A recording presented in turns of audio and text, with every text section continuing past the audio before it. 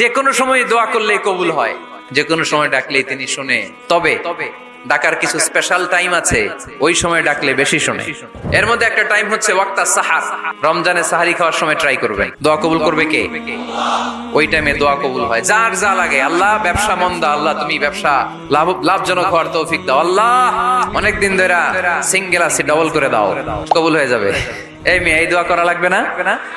মনে রাখবেন, নেককার স্ত্রী, নেককার সন্তান আল্লাহর কাছে চেয়ে নিতে হয়। নবীরা চেয়ে নিতেন, যুররিয়া সালেহা, নবীরা চেয়ে নিতেন। আল্লাহ পাসপোর্ট দিয়ে রাখছি, জাপান যাব, আমেরিকা যাব, আল্লাহ ভিসাটা হয় না, আল্লাহ শেষ সাথে চান, কবুল করবে কে? বাইনাল আযানি ওয়াল ইকামা, আযান ইকামতের মাঝখানে দোয়া কবুল হয়, এটা অনেকে জানে না। ফরিদপুরের ভাইয়েরা মাশাআল্লাহ, যারা জানেন খুব ভালো, আর যারা জানেন না, এখন থেকে আযান ইকামতের মাঝখানের টাইমটা কাজে লাগাবেন।